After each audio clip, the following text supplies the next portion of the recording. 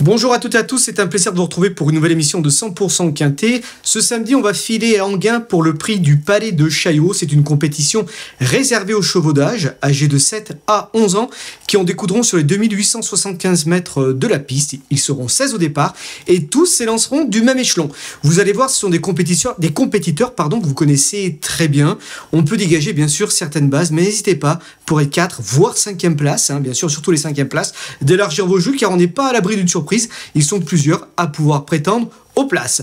Allez, sans plus attendre, il est temps de passer au tableau des partants.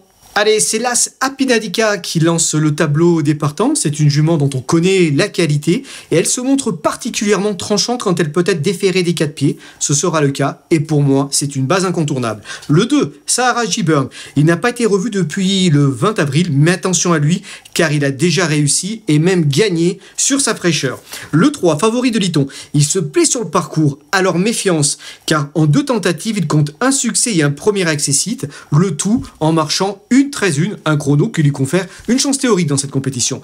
Le 4, Fashion Touch. Il lui faudra compter sur le bon parcours pour se glisser à l'arrivée. Le 5, Gold d'Airprey. Il vient de se réhabiliter dans le prix Pitia qui constitue l'épreuve de référence. Il y a quelques semaines de cela, c'était à Vincennes. Il terminait 3e dans un bon lot et il aura, à juste titre, des partisans. Le 6, Esteban Giel. Il a 10 ans et désormais sa marche se réduit bien sûr. Il devra bénéficier du bon parcours pour espérer pimenter les rapports. Le 7, Gibus. Il a été remarqué dans l'épreuve référence où il est parti au galop. Il a moyen de refaire parler de lui, c'est certain. Le 8, Guevara Dupont. Il est en forme et il peut viser les belles places pour son retour à Vincennes. Le 9, Godéo. Il vient d'effectuer une rentrée et il restera une nouvelle fois ferré. Il va encore manquer de conditions et avec ses fers, je ne l'ai pas retenu. Le 10, Honky Tonk Blues. Ce ne sera pas simple avant le coup d'être arrangé dans la catégorie des outsiders. Le 11, Félix Dubourg. Il collectionne place et accessite. Il est une nouvelle fois compétitif. Le 12, Harley Gemma. Je ne la retiens pas sur sa récente contre-performance, mais plutôt sur ses 2 prestations précédentes, ou qui s'étaient soldées par 2 succès à Vincennes. C'est ma favorite. Le 13, Hidalgo Denoué. Il est face à un bon engagement et il a déjà affronté des meilleurs lots. Moi, j'y crois. Le 14, Floréal. Jugé sur ses performances hivernales à Cannes, il mérite bien sûr d'être acheté. Le 15, Espace Winner. Il est plus connu sous la selle et je ne l'ai pas retenu. Le 16, Equinox Giel. Il est bien engagé, c'est le plus riche du lot. On connaît aussi sa qualité, mais il a du mal encore à retrouver son niveau après une absence. Malgré tout, voilà, il peut intéresser les amateurs d'outsiders pour pimenter les rapports, car pour un champ réduit, ce n'est pas non plus impossible pour une cote. Allez, il est temps de passer maintenant au papier.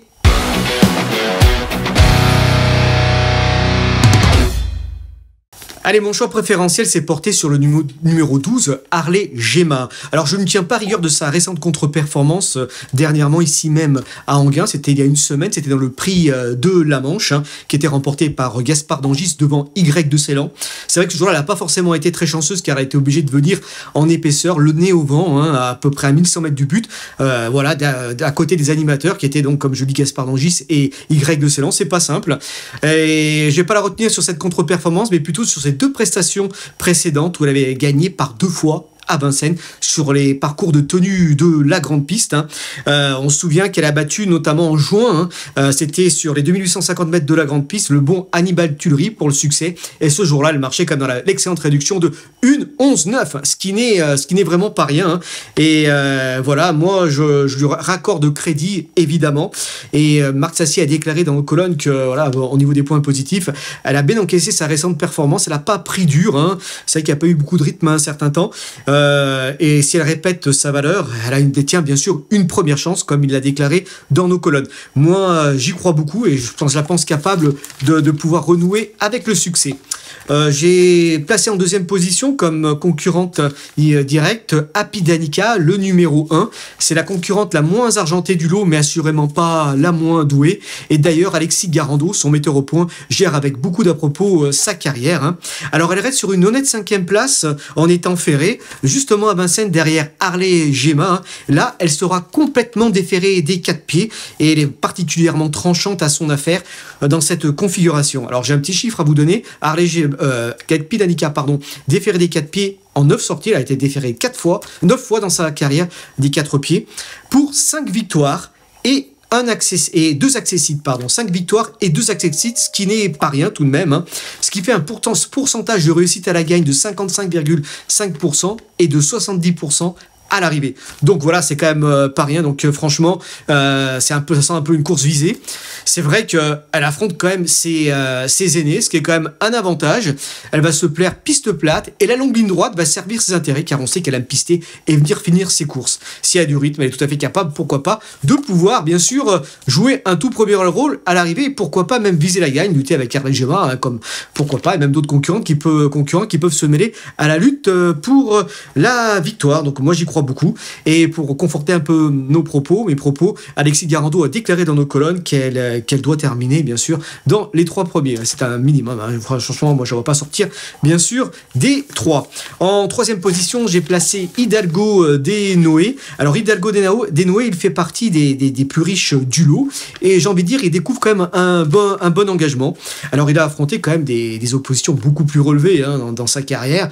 C'est ce qui me pousse à le retenir voilà, assez haut dans ma sélection. Il ne faut pas oublier que l'hiver dernier, il terminé 5e de la finale du Grand National du Trot qui a été remporté par Gaspard d'Angis devant Gendréen et également Gagné de Bambi qui prenait la 3e place et la 4e place c'était l'apanage d'Émeraude de B. Que du bon monde, vous les mettez dans ce lot-là, ils détiennent bien sûr une première chance, mais il n'était pas à son premier coup d'essai, hein. On se rappelle également qu'au mois de mai, quand même, il a terminé 4e de Fakir de Mahé et de Bordeaux-Est tout en devançant des chevaux comme Grâce du Dijon ou encore Bilo Jepson. Moi, j'y crois. Le 7 à cheval est vraiment qui est en forme. Dernièrement, il rendait la distance dans l'étape du Grand National à Bordeaux-le-Bouscat où il terminait 5e d'Y de Ceylan et de Gendréen. Donc les lignes sont plutôt bonnes. Là, vraiment, s'il a le bon parcours, c'est que c'est un cheval qui aime bien pister. Si c'est le cas, je le crois capable vraiment de jouer un tout premier rôle à l'arrivée. Et j'ai envie de dire, si peut-être il doit en gagner une, c'est peut-être celle-là, hein. Voilà, pour Hidalgo Desnoé. En 4e position, j'ai retenu Gold d'Herpé. Alors, il vient de se réhabiliter dans le prix Pitia, qui constitue l'épreuve référence. D'ailleurs, il a disputé il y a quelques semaines de cela à Vincennes, il n'y a pas si longtemps que ça. Il a terminé 3e d'Inexcess Bleu et de Cashbank Bigi. D'ailleurs, on a une course référence à vous proposer. Donc, 2 chevaux qui ne sont pas les premiers venus, Excess Bleu et Cashbank Bigi. Et vraiment, il avait patienté à mi-peloton. Il était venu bien finir, même s'il a essayé à un moment d'accrocher Cashbank Bigi dans le tournant final en prenant son dos. Il s'est bien relancé pour venir prendre le second accessible, pardon. Il le prenait devant Félix Dubourg, Félix Dubourg qui le retrouve terminé 5e. Hein, et il était venu bien finir, Félix Dubourg, pour prendre la 5e place aux dépens d'Hidalgo Desnoé 6e et Floréal 7e. Hein. Gibus terminé 8e, parti au galop et c'était quand même la note. Hein. Donc c'était pas si mal que ça. Je vous invite vraiment à revoir la course et même à le retenir assez haut dans votre sélection. Et également Oki Tong Blues, terminé 12e et Kinokgen 14e n'avait pas pu se mettre en évidence. Donc c'est une épreuve relativement parlante. Gold Herpé devrait normalement répéter. Bien sûr, il a besoin du bon parcours. Hein. S'il peut se faire ramener au maximum, je pense qu'il est capable de finir dans les 3-4 dans cette sélection, dans cette épreuve. Allez, également, il ne faut pas oublier que Gold Herpé a quand même très bien couru l'hiver dernier à Vincennes, on l'a vu, il ne faut pas l'oublier, hein, pour enfoncer un peu le clou, 2e de Guillemot Forgan ou encore Hannibal Tuileries, 2 concurrents qui disposeraient bien sûr d'une bonne chance dans cette épreuve, donc c'est pas si mal. En 5e position, j'ai retenu Sarah Jeburn. Alors c'est vrai qu'il n'a pas été revu depuis le mois d'avril, ça fait un petit moment tout de même, mais sachez qu'il a déjà réussi sur sa fraîcheur, hein. On se souvient qu'au printemps dernier, pas celui-là mais celui d'avant, il avait terminé après 6 mois d'absence, hein, il gagnait à Vincennes, hein, sur les 2100 mètres de la grande piste où il faisait afficher l'excellent chrono de 1:10. Il n'avait pas couru depuis 6 mois et pour son retour il gagnait vraiment plaisamment, enfin de probante manière même, hein. Donc moi j'y crois. Il a dû être préparé pour cette épreuve parce que j'ai envie de dire le lot est dans ses cordes, même si c'est vrai que je le préfère sur courte distance que plutôt sur longue distance, mais pour contredire un peu mes propos, j'ai envie de dire, pour apporter un peu plus de relief à l'avoir porté 5e dans ma sélection, c'est vrai que c'est le plus rapide du lot dans cette compétition. Sur les 2875 mètres de cette piste, il a marché quand même une 13-1, un chrono qui lui confère bien sûr une chance. Donc voilà, donc je le retiens assez haut dans ma sélection. Allez, sans plus attendre, on va récapituler mon choix dans la rubrique Notre choix.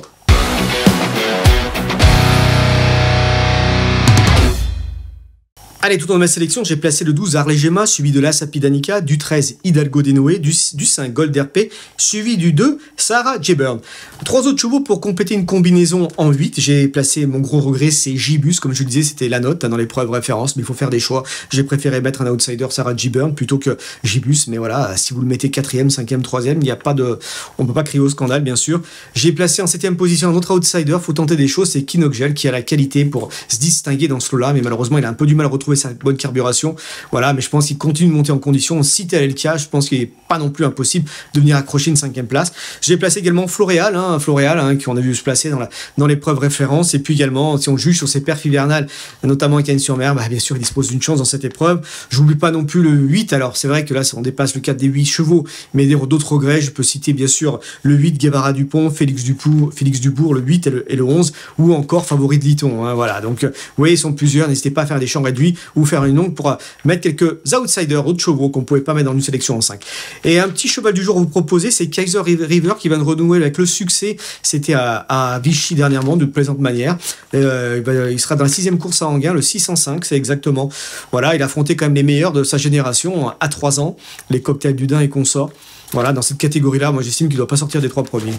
Voilà, chers amis, écoutez, laissez-moi vous remercier de votre fidélité. Je vous dis à très bientôt pour une nouvelle émission de 100% Quintet.